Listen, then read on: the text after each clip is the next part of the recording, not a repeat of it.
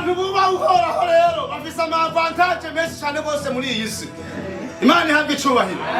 Abantu buba uhoraho ngo ibikorwa by'amaboko yabo bigira gute birabatunga, batarinze guca, batarinze kwiba, batarinze kugira ingorane, atabibazo barinze kwiteza. Ibikorwa by'amaboko yabo cyo bibatunga. Imana ihabwe icubahiro.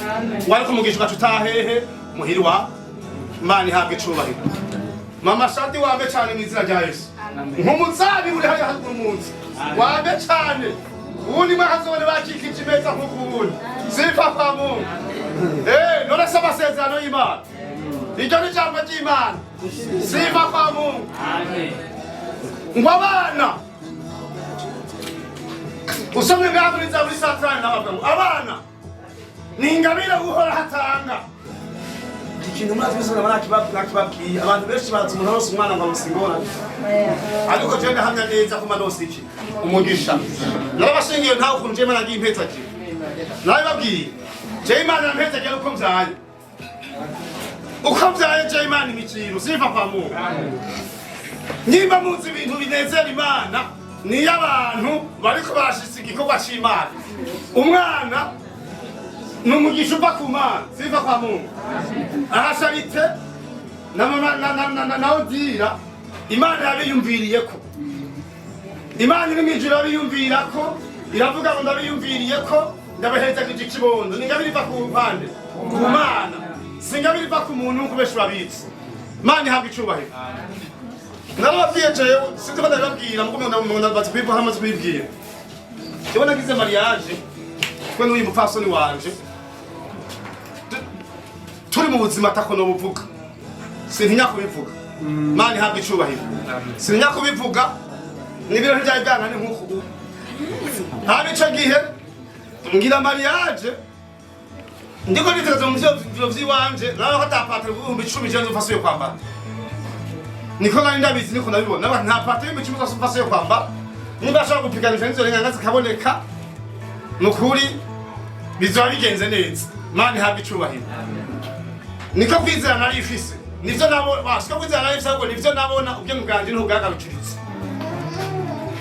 Hanyuma nja mw'ivyo bintu buja kurongora rero mama ntaje ngo nakangorongora ngo nakangorongora ndaga ndabwiye kurongora abashu umuhamagaro w'Imana. Uwo muhamagaro wageze naho gutega amacuma asongoye gute urayasimbuka yacako mukahataraga naho usita hanze no mu nzu neva tigishoboka. Nje kundi ico gihe rero ndi gusenga sengera urubanza Imana imbwira itariki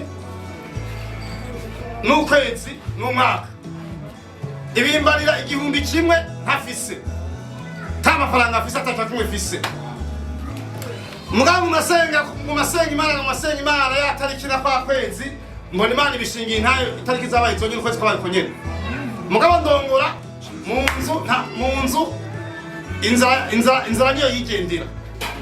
Ariko kuko ari umuhamagaro wari wageze n'amacumu teza kuyurira ndayurira ntaca kugira urayaca ukasimba naganabwira umuheza bwike wagibanza rero umwana w'ubwa mbere narabwiye ngereje we madamu wanje kujya kuntu bakwana indwara y'umugisha wewe yishakira akajumbu najumba hanga amafaranga nari fisa akajumbu vraiment naho nahura n'umuntu yo kumpa pesa bakagura akajumbu Shaka nukuri nubashaka akajumbu te atakajumbu nakarondera ntangura nuko gastatari ngaha anye gastonyo twagire mariage rimwe ivyo bihe twaje tubisangiye ndibuka gasto twasha kuja gusenga twese atakintu kiri mu nzu twava gusenga twishanga hari ibintu Imana yakoze twasha duhamagara Imana yishuye twacha tugira guca twese nimba yishuye iwe twacha tugira guca nimba yishuye wanje twagira guca uko byari bimeze hanyuma yandara yitwara yishaka akajumbu gusa aragira ivyara ubuzima bwarugo nyene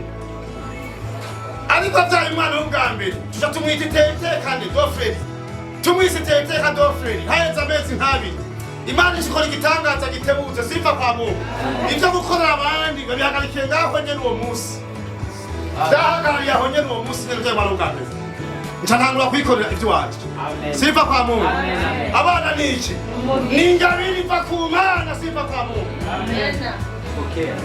mukanya gatonya urumva riratanga gufata intumbero bikiriko birikwega vyikwega mbashije mu gikorwa c'Imana ugizugira kangahe ako Imana ati ndakumva uriko urakora umurimo wanje neza ndakubona nagomba gusaba ngo mpezagire simba kwa muntu byaye umwana w'ubwa kabiri amen amen amen Imana ikirabyugurura ndavyibuka ico gihe twavuze igitari c'umugereni umwanya ari hega yemwe yagiye twavuze igitari c'umugereni twari dufise n'ikirase bacavugira hejuru kuri bona numva Imana inkoze ku mutima inkoze ku mutima hajya bandi ari gushima ntasena tugoye no gushima nkadahaguruka ndasaba mikrofone barayimperetse ndavuga ati nanjye ndashimiye Imana ku vy'Imana yankoreye rero ibi bintu byo kuvuza igitari c'umugereni bihagarara mw'izina rya Yesu simva kwa Mungu nije muntu watangwe kuzana igitari ca solo haji beteri ncana kizana mu ngoro y'Imana ati musenge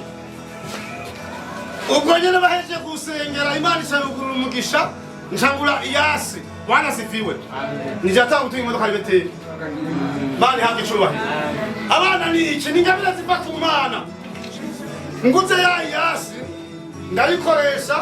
ndayikoresha twakorana n'uyu mugabo uyu haleluya twakorana n'uyu mugabo turayikoranako ndashimiye Imana ko turi kwashaka kandi turi munsi Mani hangi cyubahiro ndashimiye ko ndi munzu ndashimiye Imana ko ndi munzu kwa Charite naho bwo kwira bakagenda batamaze ubwira ngo muvuze ugwamo muvuze induru naho twoshaka tworara Mani hangi cyubahiro ngaza umuhungu wa Mani hangi cyubahiro tuzi biganza umwana bya kabiri nari naguze imodoka twayikorana ko na Charite niyo twayikorana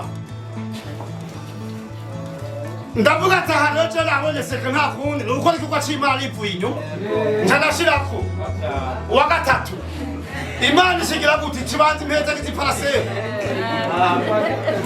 impeza giparasera nashirako ati nabonye aho birongeka nashirako uwa kane Imana ishira imodokari yigiye kugendera mu simba kwa Mungu hari abantu rero bazopfira mu bukene bari bagiye umugisha ahantu uri batanze ahantu umugisha uri ubukene bakabupfana simba kwa Mungu njanashira ko igikorwa c'Imana ciza Bani hamwe icyubahiro byayo wa gatanu yanze turayici amen amen nanjye ntiwanje mutaba urabizi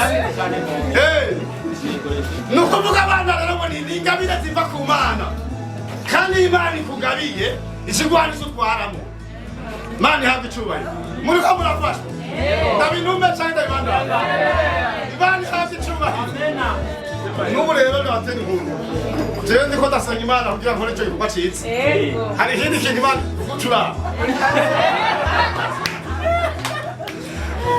hari ikindi kintu Yesu ngomba kwamba Imana ihabwe icyubahiro kandi ndaciteze kabisa Yesu nashima n'iri jambo ry'Imana rero abantu muba buhora uko niko bazomera abagore babo bazokwama cyane bari haruguru munsi